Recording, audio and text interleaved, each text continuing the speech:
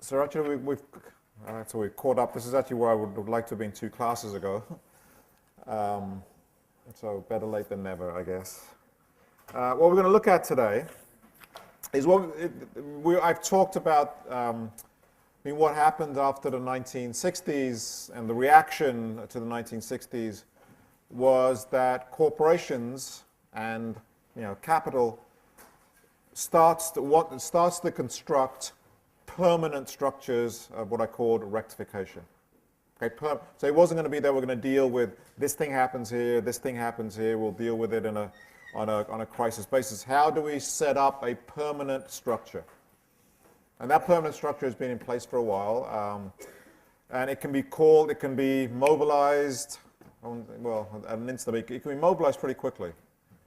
It can be mobilized, actually, I think we saw the end result of a mobilization yesterday.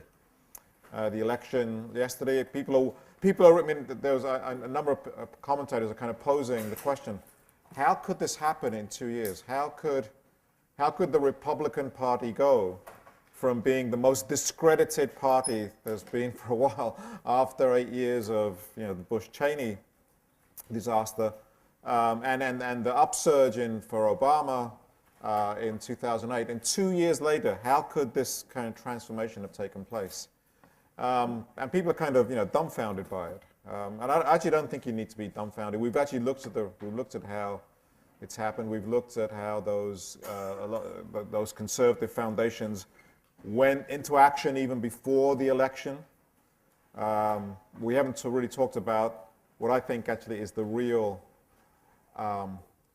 incompetence of the Democrats and the Obama administration in the last 2 years for trying to maintain the coalition, that symbolic coalition. Okay, it's not even a real coalition, because there were people in Obama's coalition who had nothing in common with each other except for the idea that this was somehow about progressivism and about change. But they did nothing to construct that. They did nothing to make sure that it was going to stay up. At the same time, you had people like the Kochs and these right-wing foundations launching that campaign. So I actually don't think if you look at it closely, it shouldn't be a wonder to anyone. It's a kind of a obvious result of the actions that have taken place. But there was also, I mean, that structure can be mobilized very quickly, and it can be put to use very quickly because it's already there. The basis of it is already there. Not much has to be done. You just have to kind of plug in some various things to it. And that structure, what we're going to look at today is we're going to look at this model conceptualized by Edward Herman and Noam Chomsky. How many people have, if you've been in communication, you might have heard of this? How many people have heard of this model before? Okay, not many. Okay, so it hasn't been done at lower levels. It is a kind of, and the authors of it are Ed Herman and Noam Chomsky. Ed Herman is a retired professor of business in the Wharton School of Communication at the University of Pennsylvania, and Noam Chomsky is perhaps the most important individual living today or something. I mean, he's one of the in fact, anywhere except for the United States. If you go anywhere else in the United States, other than the United States, if you go to Europe, if you go to Australia, Chomsky is like a rock star. I mean, literally, when he comes to visit, it's a major event, because what you've got visiting is one of the major intellectual voices of the 20th century. Okay, when the history of the 20th century is written, when the intellectual history of the 20th century is written, Chomsky's name will be up there, and it'll be up there in 2 ways. On the one hand, it will be there in the field of linguistics. He revolutionized the study of the field of linguistics. That's his kind of academic background. Not background, that's his academic. And he's a professor at MIT, still teaches in the linguistics department there, still teaches graduate classes. But there is a kind of when it comes to linguistics, there is a pre-Chomsky era and there's a post-Chomsky era. So he's already a major figure in the discipline of linguistics. And then he is, of course, has been for the last 25 years, one of the most consistent, courageous voices for dissent in the United States. Actually, I would say last 50 years, not 25 years. And he's now in his 80s, but still going strong. Still going strong. We actually did, the Media Education Foundation, we're working on a new project. We just did an interview with him a couple of weeks ago. I wasn't there, but the people who interviewed him said he's still, there's nothing that's gone. Which when you're 83 is, I'm hoping I'm just be able to walk at 83, let alone live a productive life. I mean, there is, just as an aside, I mean, there are a number of people are kind of dying now. And the other great giant of American dissent and American history that's died recently has been Howard Zinn. Howard Zinn died, I think it was last year at some point. But again, Zinn and Chomsky, for a lot of people, signify a particular generation of intellectual activists. And they're intellectuals. They're intellectuals and activists at the same time. And I don't think for them, they couldn't actually figure out how you separate those two things. That in fact, one of the functions of being an intellectual actually is to make sure that your idea, is to communicate your ideas so that they actually become a force in the society. And that means operating outside of the university. Because within the university, there's a tendency to kind of clamp down on that stuff, but it means operating outside the university. Chomsky has been, he is the model of how to live, not how to only to do analysis, but how to live an intellectual life. How to live an intellectual life. Now, for those, everyone took 287. Did I not play a clip from Chomsky in 287 at the end? No? Actually, I'll make sure I play that. Perhaps I'll play it at the end of 387, actually. Because it's a nice piece for why you need to do active work, why you need to be engaged in the world. And not just because it's good for the world, it's because it's good for you. It's healthy for you to do that. Anyway, this is not the major thing that Chomsky is connected with, but it's one of the theories that he's developed with Edward Herman. And the propaganda model, which is what we're going to do in the next two classes, I'm going to lay out this model. And it's a great model because it's a model that can be tested. It doesn't just say, here's how it is. It's a model that can be tested. It lays out a series of hypotheses. It lays out the model. It says, here is how we think media operate. Here are the structures. And then from this, we would expect this. And you can then test exactly what would happen if you plug something into this model. So it's a model that can be, it's not just a model that is a theoretical model, it's a model that can be tested with evidence. And we will, for the remainder of the semester, test it with evidence and not just take it at face value. The idea of the propaganda model is, and it's a propaganda model of news. It's a propaganda model of the media, of how the media, and of especially how the news media are structured. And the central idea of the model is an idea of filters. That in fact, the news is the end result of a number of filters being applied to information as it goes through. It's like coffee filters. Like a coffee filter holds some things up, holds the beans up, doesn't let everything through, but it lets the flavor through. So filters hold things up and let other things through. And they talk, and Chomsky and Herman and Chomsky, actually there's a reason why this is Herman and Chomsky, because actually, and Chomsky was very insistent it be this way, because if you notice, normally when two people write something and it's equal, then you actually do it alphabetically. So alphabetically it should be Chomsky and Herman. But actually Chomsky was very insistent on this, that this is actually mainly Ed Herman's work, and that Herman's name come first on this, and that he be identified and recognized for the work that he's did. And so what you're going to be seeing is another film that we worked on, that the Media Education Foundation made. It's actually quite old now. The examples are old. I won't say old, it's 12 years old. The examples are old, although the model still holds. and then we'll plug in new information to it for the rest of the semester to figure out, to test how this to test it. But in the film that we did, we made sure that we interviewed, that we gave Ed Herman a very prominent voice in it as well. Actually, in fact, so let me play you. This is Ed Herman starting off talking about what these filters are. Actually, no, is it? I'm actually not sure who's going to be speaking first. What the propaganda model tries to do is stipulate a set of institutional, ideological variables that reflect this elite power and that powerfully influence the media. Herman and Chomsky use the metaphor of filters. There's all this information out there, but only some of it gets through. Now, of course, the use of filters is inevitable. The news has to select and edit information. But that filtering isn't just a question of free journalistic judgment. It's heavily influenced by a series of institutional pressures, such as who owns the media, the role of advertisers, the kinds of sources that are used, and a more direct form of pressure that Herman and Chomsky call flack. Key question in any democracy is what makes it through the filters and what gets filtered out.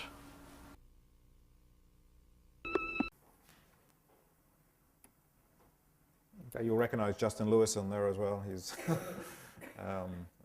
there was actually three of them. You'll see Justin Lewis, Noam Chomsky, and Ed Herman as the voices in this. But as they say, it's this series of filters. Again, if you take the notion of you have to have filters.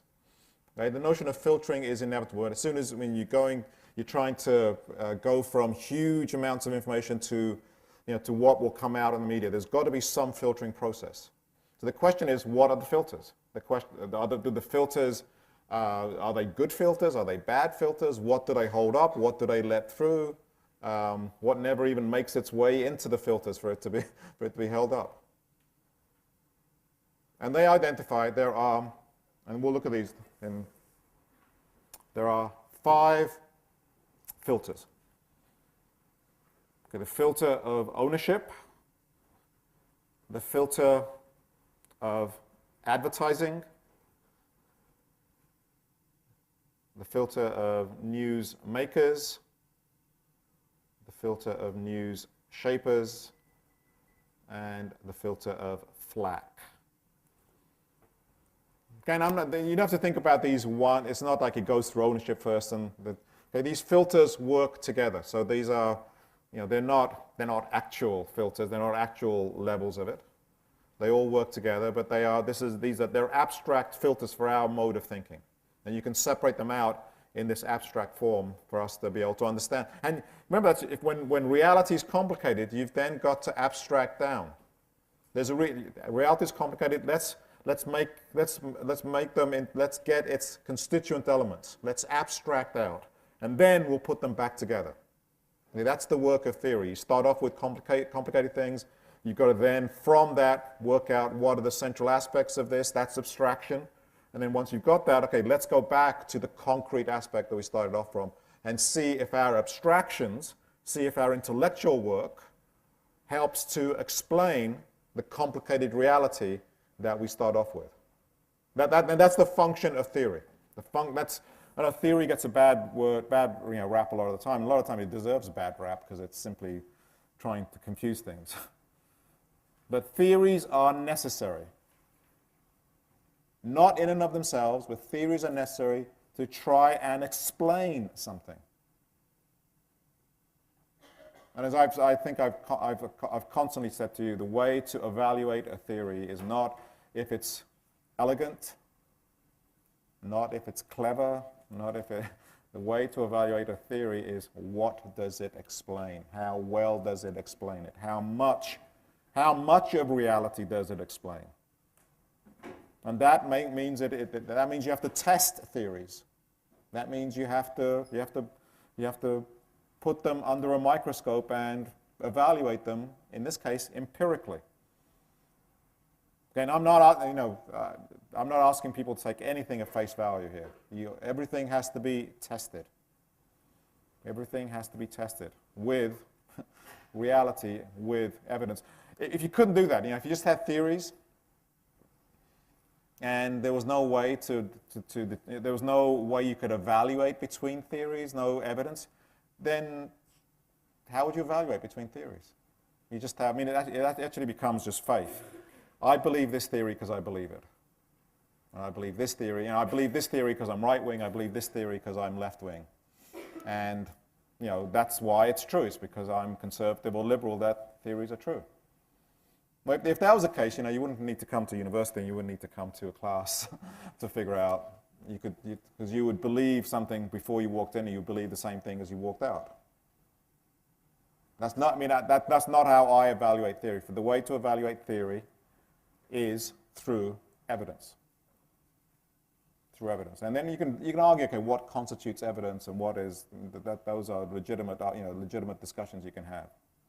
But it's through evidence. The first filter is, oops, shit, sorry.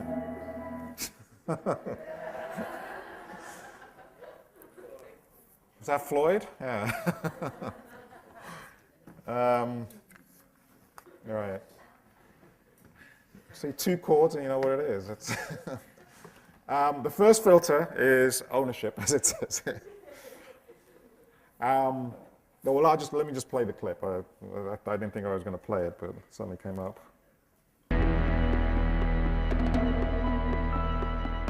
Now, if you look at the agenda-setting media, what are they? Well, in the first place, they're huge corporations, parts of even bigger corporations like, you know, Westinghouse and so on. So they are subparts of huge concentrations of private power. We're used to thinking of these huge corporations that run the media as large, faceless entities, but they're actually run by people with opinions and a very specific set of interests. And a few of them might be liberal on some issues that don't affect the bottom line, like abortion. But when it comes to the bulk of issues, they're significantly more conservative than most Americans. When we talk about media ownership and control, we're talking about the ownership and control by very wealthy people who have interlocking directorships with many other corporations. Now, very often they don't intervene in a gross way, but for example, Lawrence Grossman, who was the president of NBC, in his autobiography mentions that the GE chairman of the board, Jack Welch, pointed to him and said, "Remember, you work for General Electric Corporation." Now, in the case of hands-on owners like Rupert Murdoch, they obviously come in and impose an overall policy on their subsidiaries. It's in the nature of the media business, regardless of technology, the proprietors can run the show in this way.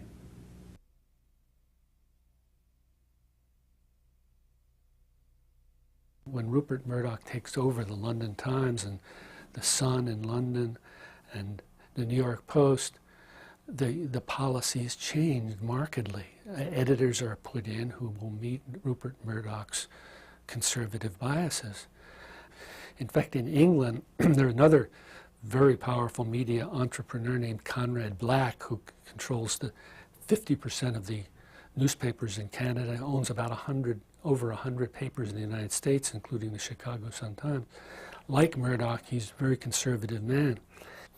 Their power is so great that when Tony Blair became head of the Labour Party, he actually went to Australia to visit Murdoch and to try to convince Murdoch that he had proper credentials. And he convinced Murdoch. In the last election, Murdoch actually supported the Labour Party and Tony Blair over the Conservative Party. Part of the reason for that was that, surprisingly enough, the Conservative Party had proposed some limit on a concentration in the British media, and Murdoch was reportedly furious at this. Now, the Labour Party had even a more stringent proposal, but at Blair's insistence it was dropped. Well, Rupert Murdoch changed his mind. He likes to back a winner, and there's a sort of implicit understanding between Mr. Blair and Mr. Murdoch that since the Murdoch press treated Mr. Blair kindly during the election, Mr. Blair will treat Mr. Murdoch kindly now that he's in power.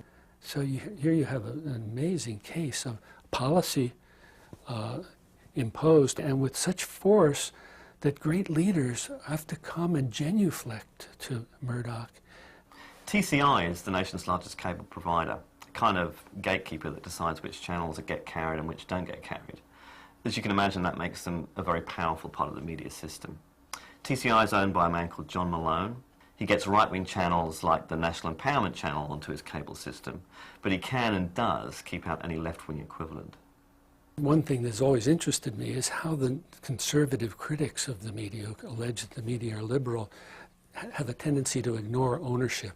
They sort of pretend that the media are controlled by Dan Rather and Peter Jennings and these people down at the bottom of the power hierarchy in the media.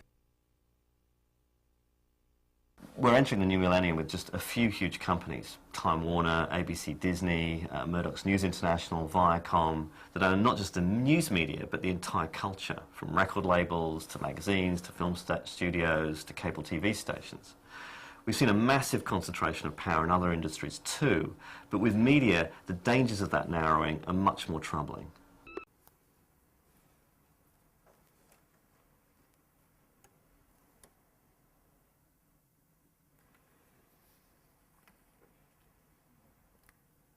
Again, it'll be the first, this is the question number one with follow the money.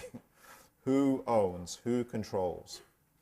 And again, it's not as though they're there every day saying do this, do that, but what owners do is owners can put into place key personnel, like editors, and they put into place people who will run the show for them, people who match their own agendas, and these people always have to have very specific agendas.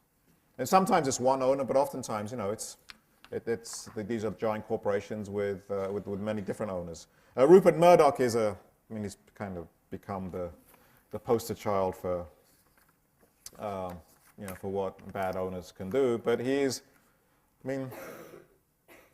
arguably the most powerful man in the world. Why? He's much very more powerful than Obama, who's supposed to be the president because Murdoch's empire spreads across the world, and it's an information empire. It's an information empire, and he controls, huge amounts of media outlets. The Fox News network is just the most obvious part of what he controls. Again, most of these owners have very specific ideological agendas and ideological positions. Murdoch, as we know, just recently gave $1 million to the Republican Party just before this last election as a contribution from News International. How does ownership lead to control? So people who own the media, but the question that we should always ask is how does that ownership, because someone might say, so a journalist who is here might say, oh yeah, but I work for News International, and I have total freedom. I can do whatever I can do whatever I want. I'm not a pawn of Rupert Murdoch. Actually, I think he'd be highly deluded if he was to say that. But interesting question. But a lot of journalists actually believe they're free, and the reason they believe they're free is because they've narrowed what they think the bounds of their activities are. And so they say, well, once you've said that in your own mind, okay, I'm free, I could do this or that, and no one's telling me, then you've censored yourself. And you censor yourself by internalizing the structure. And if you want to make your way up, if you want to be successful in journalism, you've got to understand the structure.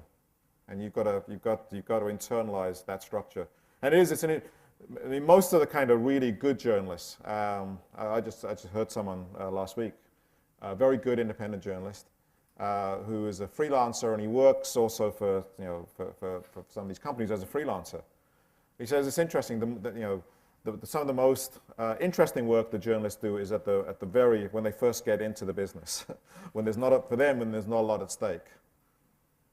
And then the higher and higher you go, the more important the job becomes, the more limited you become in terms of what you will be doing. Because the closer you get, the higher you go up, the closer you are to owners, the closer you are to where power is concentrated, and the more you have to understand what the structure is if you want to survive at that level.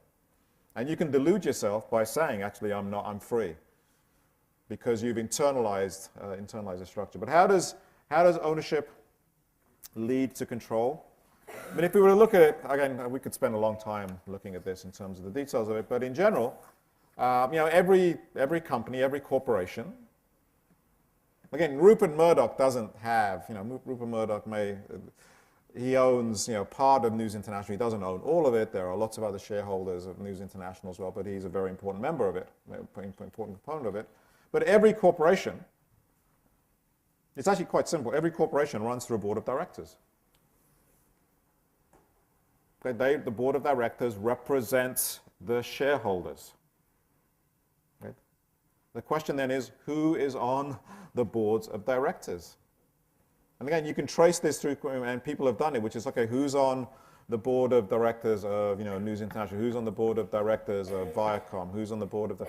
Well, if you look at that, if you look, who's on the board of directors of the New York Times? You can do it quite, this is not an app, this is not some abstraction. You can do it quite concretely. And then you say, well, who are these people connected to? If you look at the board of the New York Times, for example, who is on the board of the New York Times, and what institutions, what interests do they represent there? Because they have been appointed to the board to represent particular kinds of interests. And those directors are closely tied to corporations. Shouldn't surprise us at all, right? They're closely tied to, and because you have to make sure it's not just the profitability of this news organization that you're involved in, but it also is a broader concern with corporate interests as well. And so the people who make policies at these media companies are already they are already connected to a very particular form of power, which is corporate power. And it wouldn't surprise you then that what do these boards of directors do? They're the ones that choose who editors are. They're the ones who choose who managers are. They are the ones, it wouldn't surprise you then that they choose people who reflect both their own agendas and the agendas they represent and the agendas of the organization that they are a part of. That shouldn't surprise anyone. If we had time, we could do that analysis so we could see where things were connected. It's also, there's a very interesting set of, there's also a body of research on what's called interlocking directorships. If you really want to trace through where the interests lie, because let's say I'm on the board of the New York Times. Okay, you can look me up, and you will find that a large number of people who are on the boards of one company are also on the boards of another company. And so in fact, I may be, not only would I be a member of the New York Times, I'd be a board member perhaps of some pharmaceutical company. I might be a board member of some insurance company. And those are called interlocking directorships. And you can just say, okay, just based on those formal things, where is, if you look at the New York Times, where are the interlocking directorships? What other organizations are represented on the New York Times?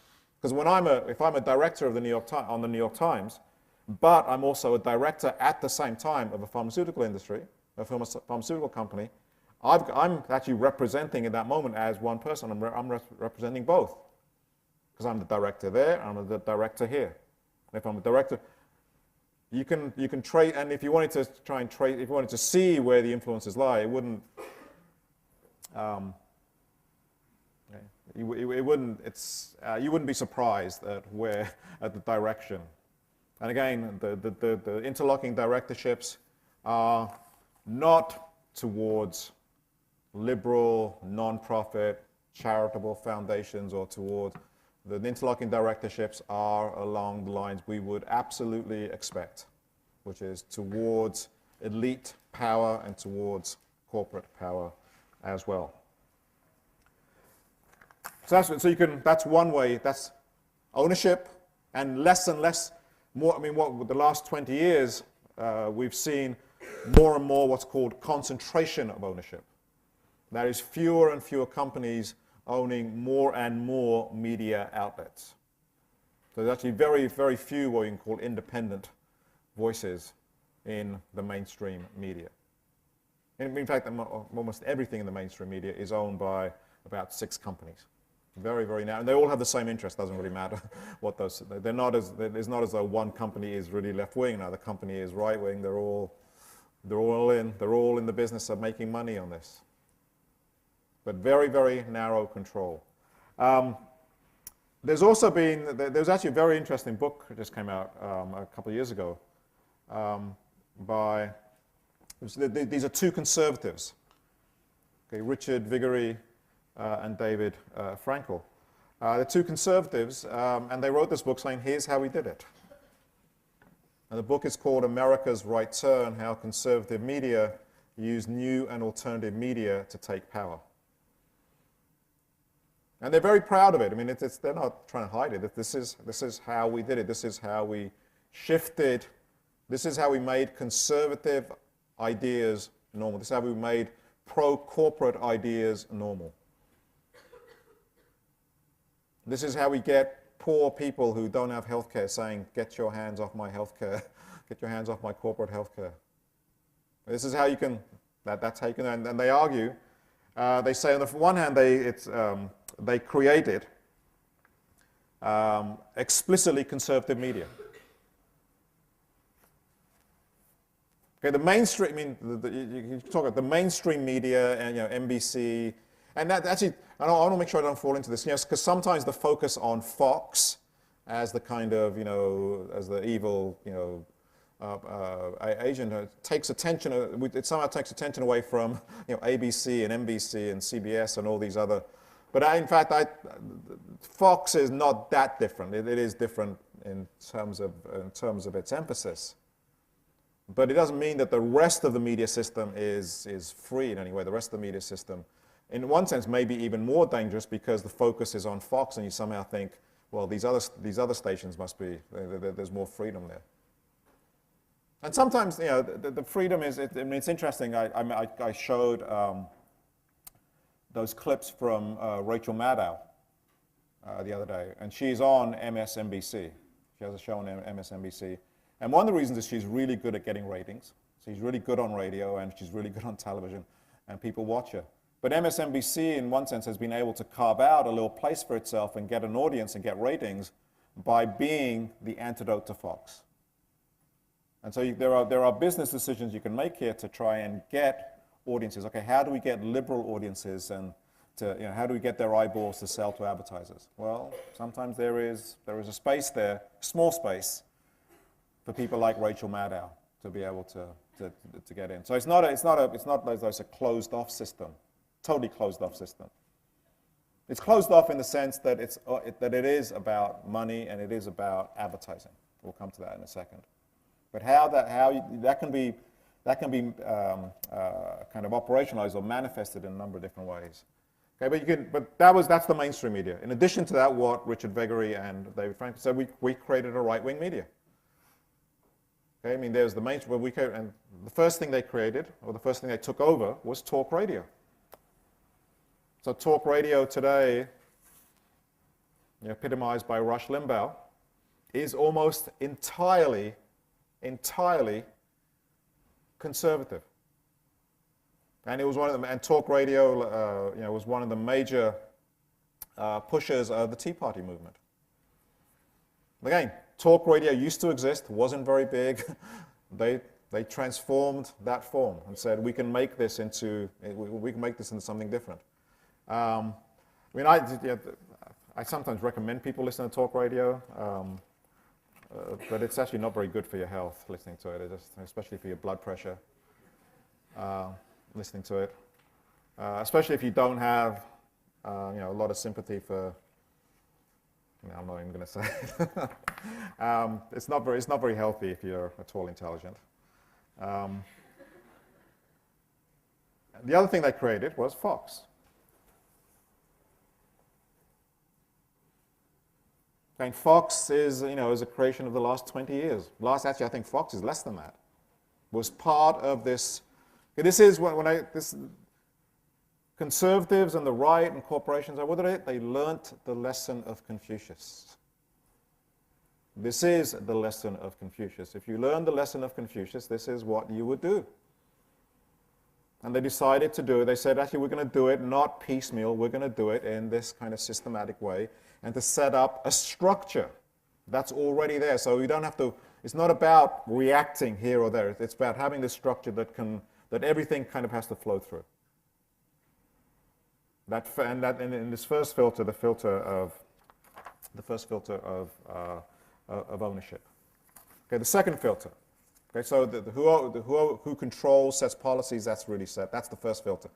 Trying to get a message through that doesn't jive with that agenda, that filter will cut it out right from the start.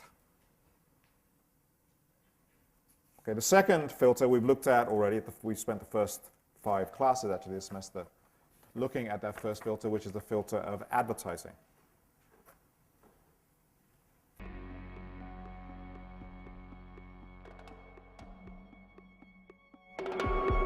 Another important filter is advertising. As they say, he who pays the piper calls the tune. In a commercial media system, the person who pays is the advertiser. Magazines get about 50% of their revenue from advertising, press gets about 80%, and with radio and TV, it's pretty much close to 100%. If you run a news organisation, these are people you can't afford to offend. Like other corporations, they sell a product to a market. In their case, the market is advertisers, other businesses. The product is audiences. Well, if you just look at the basic institutional structure of that system, and a rational person will ask, what kind of news and interpretation is going to come out of this? Well, the picture of the world that's going to come out is going to be one that's supportive to the needs and interests of the sellers, the buyers. In its impact on the media, advertisers affect them mainly by wanting a proper environment. They don't intervene directly too often, but mainly they tell the media what they want. The media are in fact soliciting them. They know what they want, so there's a constant interplay. But sometimes programs are produced that they don't like ex post, and they come along and they complain. In the case, for example, this little newspaper had an article on automobile buying and said that this is a seller's market, and the new car dealers are asking for a 7.5% profit margin, but if you're smart and bargain with them, you can get it down to half that. And the auto dealers in the area were furious, and they raised Cain, they complained, they started an advertising boycott, and the publisher of this little newspaper issued a public apology and said they were all wrong. One station manager of a TV station in Boston was quoted a year or so ago saying that since auto advertisements are about 25% of local advertising, it is an unwritten rule that you will never discuss buying autos and make any critique of the process of buying autos. It's an unwritten rule. The Chrysler company, for example, they sent out a letter to the magazines they advertise in. Chrysler's a big company, so that's a lot of magazines. And that letter insisted that they send their articles to Chrysler in advance so that they could screen them in order to see if they were suitable. If they didn't like the articles, they'd pull the ads. It's what we might call corporate censorship. Some of the prime advertisers actually have a powerful influence on public broadcasting too, because in the desire to curb public broadcasting, to keep it within proper bounds, conservatives have kept its funding in short supply. During the Reagan years, there was a very sharp cutback of funding for PBS and a real attempt to push them into the commercial nexus. So who comes into the picture to fund PBS? Well, the advertising community. Welcome to Mobile Masterpiece Theatre. For nearly 30 years, we've been proud to provide the energy that helps public television run. What has happened over the years in PBS is that their regular public affairs programs have become very conservative dominated, and it's partly because there's money there that will fund those programs. General Electric, which has its own network, funds the McLaughlin show, which is on every week, and Tony Brown, a black Republican, who's on every week. So that even on PBS, which is supposed to be the focal point of liberalism, conservatives dominate. One could argue that the evolution of the American television system is really a case study in the evolution of what happens when you have advertising dominating a media system. Too much time on this, but as Chomsky says, I mean, says if just a rational person looked at this system, would you be surprised that what comes out as content reflects the interests of the owners, corporations, and the buyers of the commodity, advertisers? Remember, we're not the customers. We're the product. And so it will reflect the interests of the buyers and the sellers. And as Ed Herman says there, it's a beautiful system. Actually, it's a very elegant system of control. And it's what, I mean, when we looked at it in part one, it's what Matthew McAllister called allocative control. You're controlling the environment as a whole. And it's not about making this, individual decisions. You're controlling the environment as a whole through your funding sources. As I said, if you're a reporter within this, structure, if you're a smart reporter, you don't need direct orders. You don't need direct orders. You actually, you think that's the world you live in. You internalize exactly what is needed at that time. And that's actually what Chomsky sometimes says. When you look at, for example, really closed societies and look at the risks that reporters take to get their story out. For example, in the old Soviet Union, actually in the present Russia, for a journalist to really do their work, to talk about the corruption that's going on in Russia right now. I mean, literally what happens if you do that in Russia, you get killed.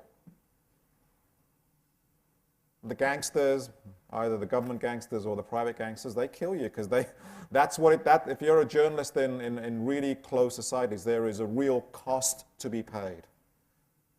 And therefore, you've got to be careful how you do your work. You've got to be careful how you live your life. You've got to be careful that you're safe as you do your work. And sometimes that's not enough. What's going to happen to a reporter in this country? What's going to happen to a News International Fox reporter who was to suddenly, was to do a different story, or to New York Times? They're not going to get killed. They'll get fired, possibly, but that's, And then it's amazing, and Chomsky says it's amazing how even that low level of possible impact is enough to keep people under control.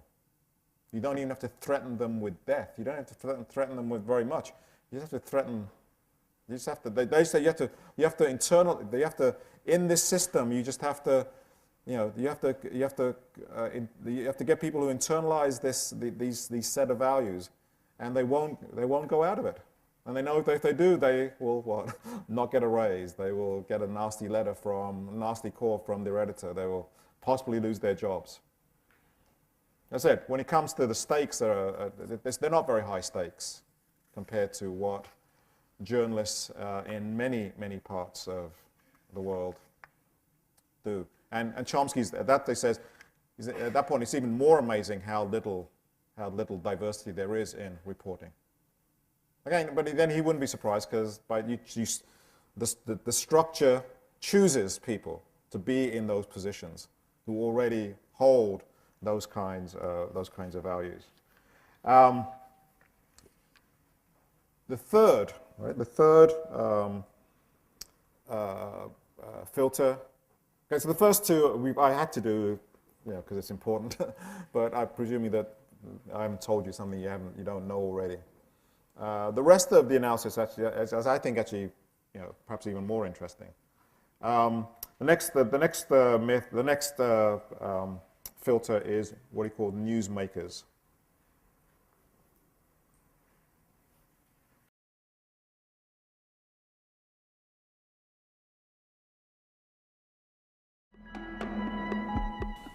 Another important filter is sourcing.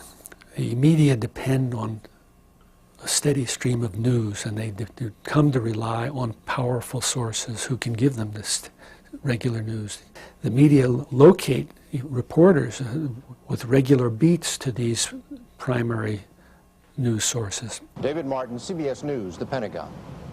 Bob Schieffer, CBS News at the Capitol. John Donvan, ABC News at the White House. If there's some source that gives out news every day or regularly, and this source is credible so that you can offer the news without worrying about whether it's going to be even true or false, that's very economical. Okay. For those of you who, if you watch the news, one thing you can, if you want to see this in operation, just see where the news comes from. There is someone at the State Department, someone at the Department, someone at the Pentagon, someone at the White House.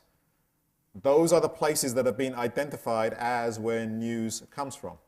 And so if you limit the places where news comes from to these places that are dominated by the powerful, then by definition, what will get reported is what the powerful want to get reported as news.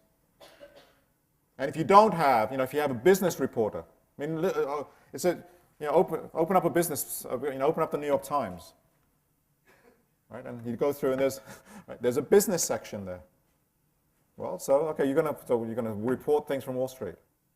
What if there was a labor section, where what was reported was things about labor, about what the vast majority of the population do, which is work for a living, not invest for a living, but work for a living?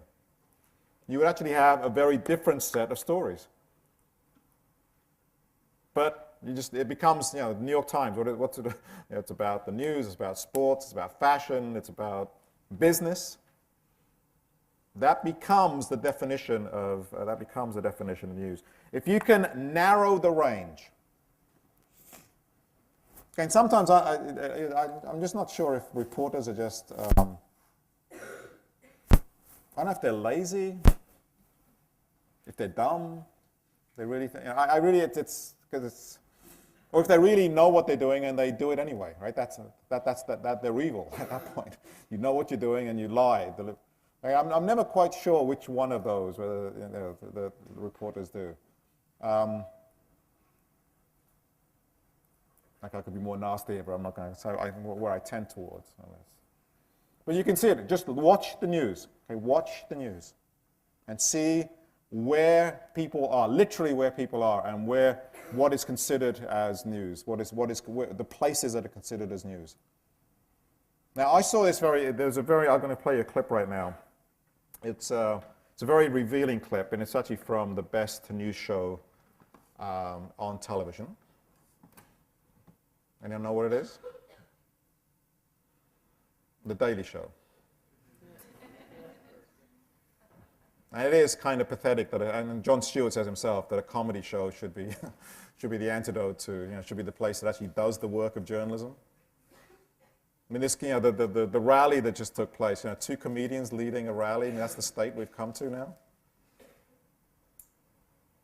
But the Daily Show, in one sense, is, I think, actually in its limited way, because its number one function is not to analyze. Its number one function is to be funny. And if you can then do other things within that, it can. Actually, personally, I think Jon Stewart's pretty good and it's very broad. I think the real comedic genius of political comedy is Colbert. He is just unbelievably smart and sharp and quick, and actually gets to the core of things very, very quickly, and very brave as well, I think, in terms of what he does.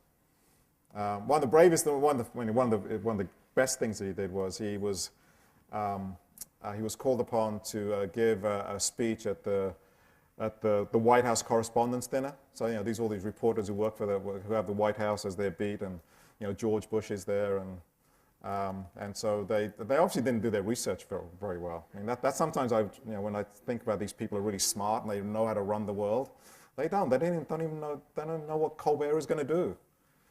come to this, and Colbert remained in character, in his Bill O'Reilly character, and delivered this perfect speech about, about how the White House controls mainstream media. And he did it in a way that he thought was good. But it was a perfect commitment. Journalists were not happy. They were not very happy at what was happening. But that took some guts, for Colbert to go into the White House and with all these correspondence to do what he does. Anyway, that's by the by. I'm going to show you a clip from the Daily Show, and it's an interview with Wolf Blitzer. Okay, Wolf Blitzer is one of the major, I'll put it in quotation marks, journalists who works for CNN, and Jon Stewart.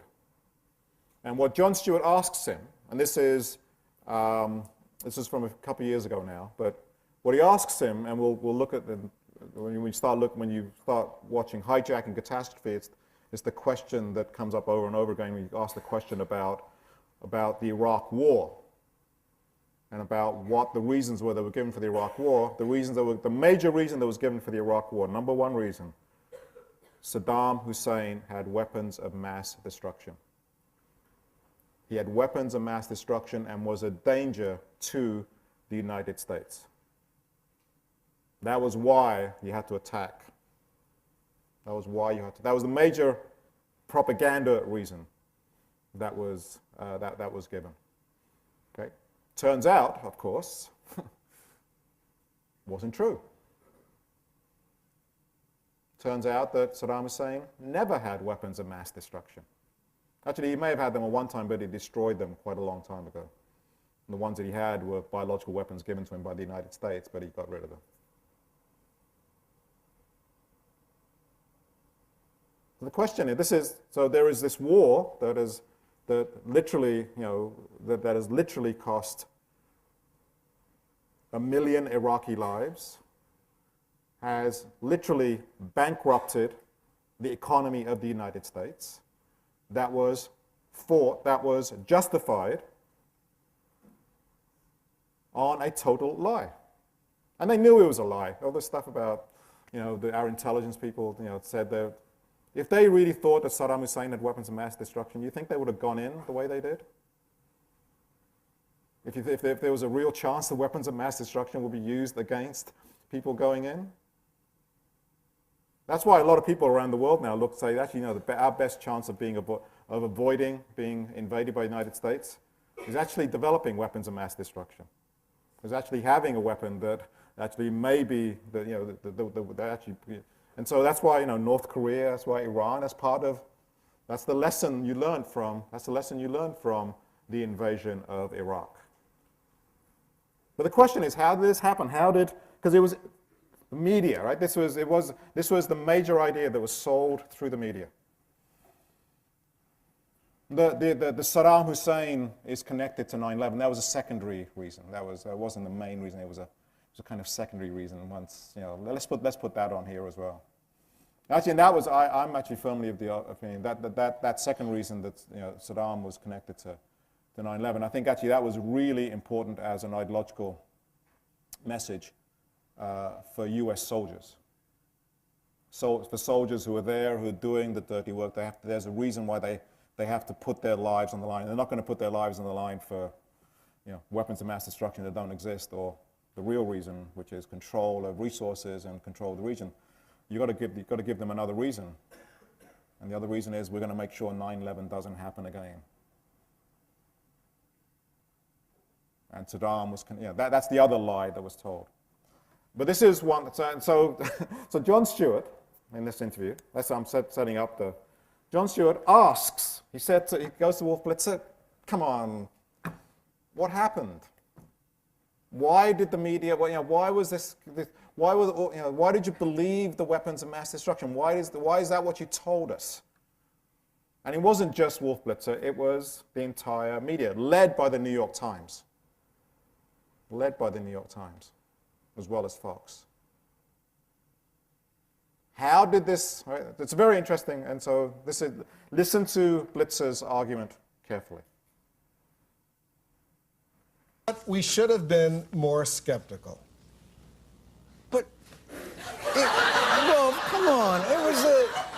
You know, we're trained to be skeptical by our very nature. That's what Why journalists... weren't you? Because people... I think we could have been more skeptical. I think we... Look, Are they afraid of the Bush administration? Is the Bush administration so ham-handed that ham-handed, and this is coming from a Jew who knows nothing of ham, but are they so forceful that they have intimidated the press corps into not asking those questions? No. The answer is no. So is the press corps, and again, I'm going to use your word, suffering from groupthink? Or another word, retardation. Or which, no, come on. Tell me the truth. I want to know. I'm really curious. I'm baffled. It's groupthink, not retardation. It is groupthink. Groupthink. You know, when you're told repeatedly, and I was told by going into the war. I went off to the war. I went off to Kuwait. You probably remember. I do remember seeing you in Kuwait City. So I remember going off. I had all the briefings. I went over. I got the briefings from the CIA, the Pentagon. Right. Spoke to all the members of Congress, the intelligence committees, the House side, the Senate side. Everybody said the same thing. There is no doubt there are stockpiles of chemical and biological weapons, and it's only a matter of time before he has a nuclear bomb. Remember, Condoleezza Rice said on my show, Late Edition with Wolf Blitzer.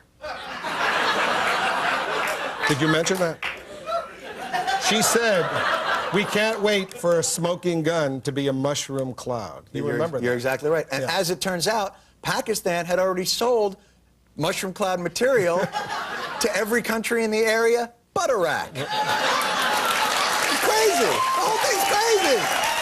Woo! Woo!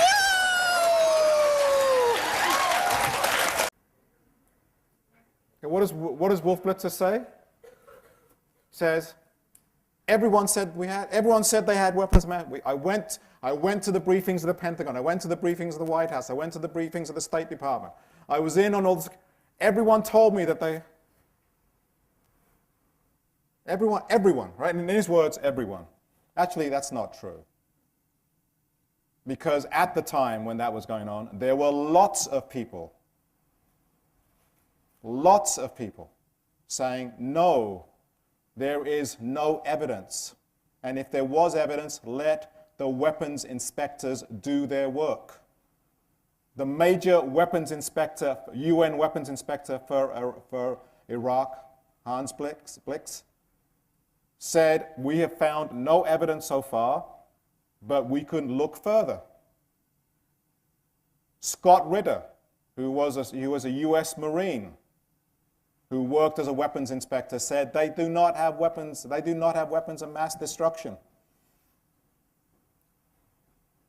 So when Wolf Blitzer says, everyone said they had it.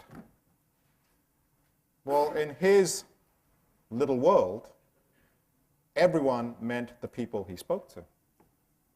Everyone meant the people that had been defined as having authority. The State Department, the Pentagon, the White House, Congress. When that's your narrow range of everyone, and you don't look outside of that, well, that narrow range is controlled by very specific interests, and who want to narrow the conversation. Well, then you will. This is okay. So, if you're a journalist, if you're Wolf Blitzer, are you just deluded? Or are you just lazy? Or have you internalized it so much, internalized the structure so much, that you literally don't think that anyone outside of this narrow sphere of elite sources can tell you anything?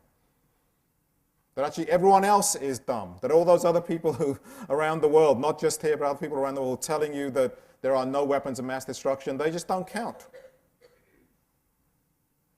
I mean, I can't get inside, I'm not sure I want to be inside Wolf Blitzer's head, but I'm not sure which one of those, but this is the strike. And it's amazing, that question, it's the first time I've heard that question. Actually, the only other person who's really posed it is Bill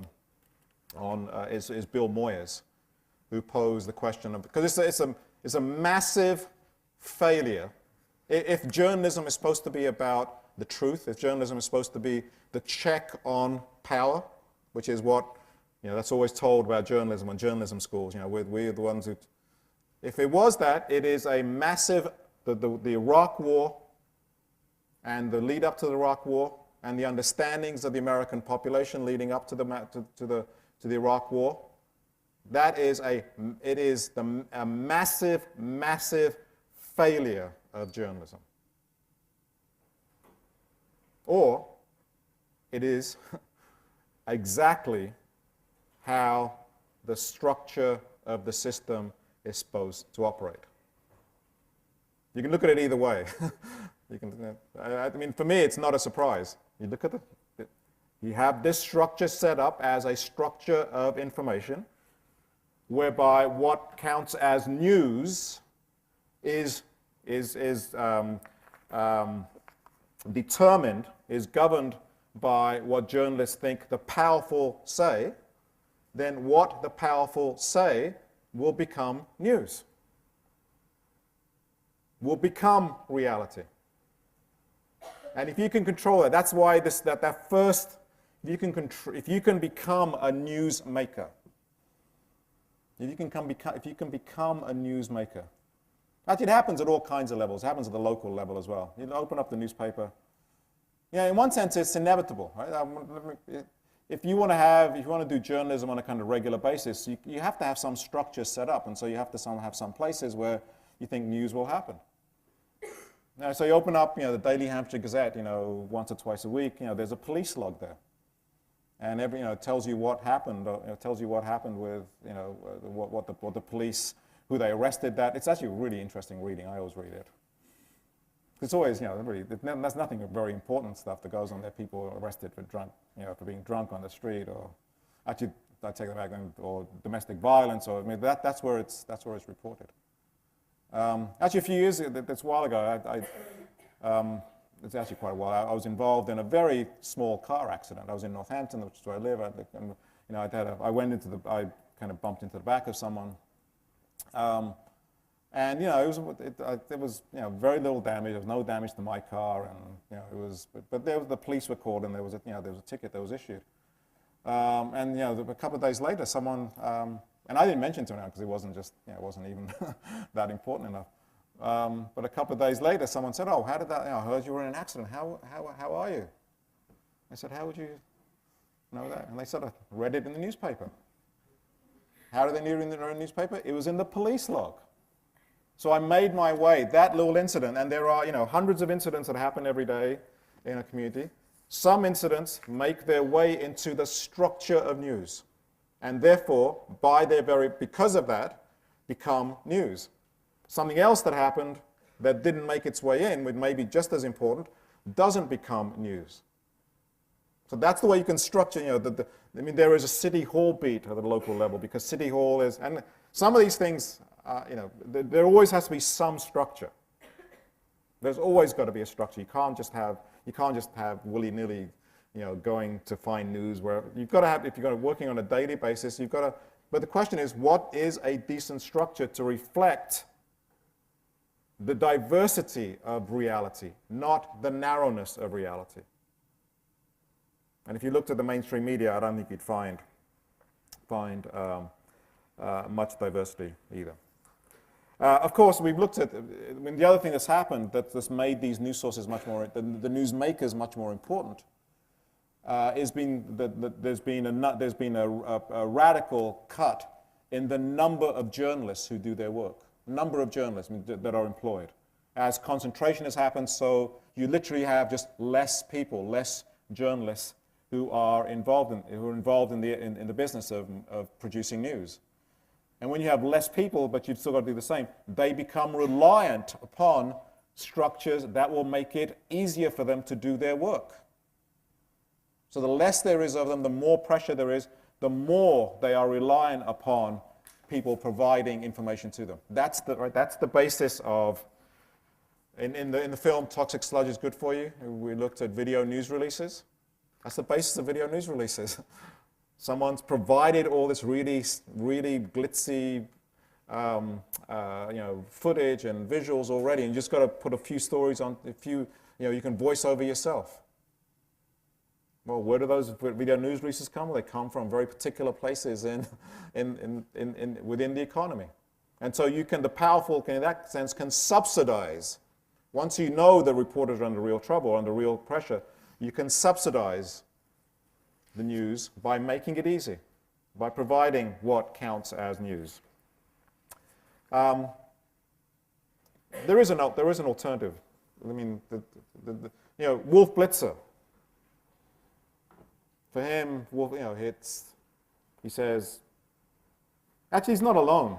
Just recently, in fact, in the last couple of months, there's a really good non-profit organization, a media watchdog group called FAIR, Fairness and Accuracy in Reporting. I highly recommend them to you. They're an excellent research source for looking at media. And they did a report on PBS. Okay, there's no point doing that. They still do reports on mainstream media, but you know what you're going to find there. But supposedly PBS is supposed to be the alternative, right? NewsHour with Jim Lehrer on, it's supposed to be the alternative, the thinking person's news. And so they did the story on PBS and found, lo and behold, that in fact they use exactly the same people, exactly the same sources. Actually, Justin Lewis used to say, I sometimes steal this line from him, he said, PBS is just the same as mainstream media. This is more boring because they're on for longer doing the same stuff. They think they're being in-depth, they're just boring. Because it's in fact the same people speaking. Instead of speaking in a soundbite on NBC, the same person from the White House will be on for a 10-minute interview on PBS. But there was a story, so they did the story on PBS, and essentially said, look, actually, the NewsHour, which is supposed to be the place that there's supposed to be some diversity, in fact, is exactly the same as the rest of the corporate sector in terms of who it allows to speak. And it was a very interesting response from it is solid research. You can't say, oh, they got it wrong. It was, okay, yes, this is who appears. And the spokesperson for the NewsHour essentially said, look, she kind of threw her hands up and said, look, these are the people who make the news. That's why we put them on. That is, these people are the ones who make decisions, and therefore we have to be the vehicle to allow them to voice those decisions. Okay, that's not the definition of news. Actually, it's not my definition of news. It actually is the definition of news and journalism for mainstream media. There is another. The independent journalist Amy Goodman. Again, people sometimes ask me what I listen to, or there is no one place that will give you the truth. But Democracy Now! This is Amy Goodman's daily show. You find it on the web, democracynow.org. Is an antidote. If you want to read the New York Times, watch something else as well. Watch Amy Goodman, and you will see things reported. You will see stories reported. You will see issues raised that just will not be raised. You will see people speaking. You will see types of people speaking that will never make their way onto mainstream media. And what Amy Goodman argues, she says,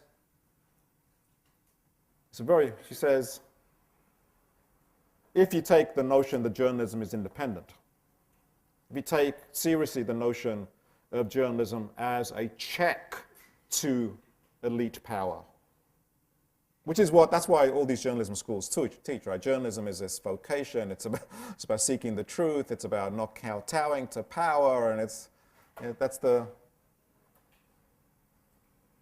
she says, if that's the case, then what you need to do then journalism actually, you should go to what does Wolf Blitzer go? Wolf Blitzer goes to where the voices are. He goes to the people that speak the loudest. He goes to the people that make it easy he goes to and the role of journalism says, this is an alternative. I wouldn't say an alternative, this is a different vision of what journalism should be. The role of journalism is to go to where the silences are. Where the silences are. And the issues that we do not see, that do not make their way into the mainstream media. The people who are voiceless in mainstream media. The issues that are submerged in mainstream media. The reason why?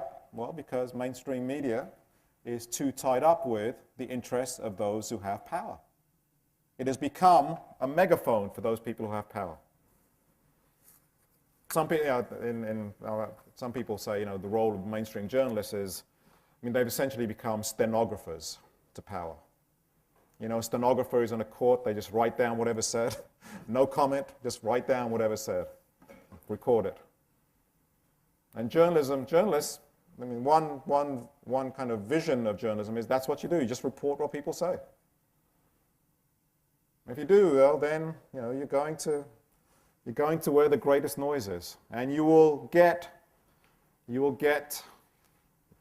surprise, surprise, you will get the views of the people who make the most noise. And the way you make the most noise is by spending the most money. The way you make the most noise is by setting up those structures to make the role of journalism easier. Independent journalism is a wonderful vocation. The idea of journalism is, I can't imagine a more worthwhile thing to do. The practice of it, well, that's another thing. The structures that are being set up, in one sense, you've got to set up these structures to control it, because in fact, real independent journalism is dangerous. Therefore, you've got to control it. Those are the permanent structures of rectification that have been set up. So ownership, advertising, and you set up these structures of what counts as news, who counts as news, so that literally, right, Wolf Blitzer can go on and he can say with a straight face, literally say with a straight face, not even really embarrassed about it. Right? He says, oh, we should have been a little bit more skeptical, but not, like, it wasn't our fault. Everyone told us. Everyone told. He doesn't even, right? This is his delusion, is he really believes when he says everyone, he really believes it was everyone, because he doesn't think the world exists outside of those people. He doesn't think the world exists outside of the places where elites talk. It doesn't exist in the places where normal people speak. And if you can convince a journalist to do that, you don't need to have an editor on the end of the phone telling him, do this, do this. You don't have to have the owners. You've got journalists themselves internalizing this structure and thinking they are free. And I've no doubt that Wolf Blitzer thinks he is free, thinks he is independent. Okay, we'll look at the other filters next time.